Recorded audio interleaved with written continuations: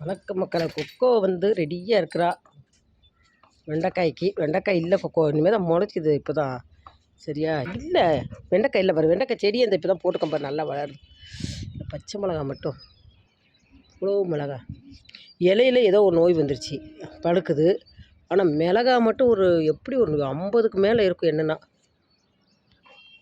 இதுதான் செவந்தம்பட்டி கத்திரி, ப்ளூ கலரில் செவந்தம்பட்டி கத்திரி நல்லாயிருக்குன்னு சொன்னாங்க. செவந்தம்பட்டி கத்திரிக்காய் இது. இந்த இப்போ நான் 4 கத்திரிக்காய் நம்மது பறித்தேன். அத்திப்பழம் ஃபஸ்ட்டு அத்திப்பழம் பழுத்திருக்கு. அத்திப்பழம் சிவப்பா இந்த அத்தமக சிவப்பா அந்த மாதிரி. அப்புறம் இது சீத்தாப்பழம் எப்போ தான் காய்க்குன்னு பார்த்தேன், வந்துருச்சு. 2 பழம் கழிச்சிருக்கு. கொக்கோ சீத்தாப்பழம் எல்லாம் இன்றைக்கி அத்திப்பழம் பறிக்கலாமா?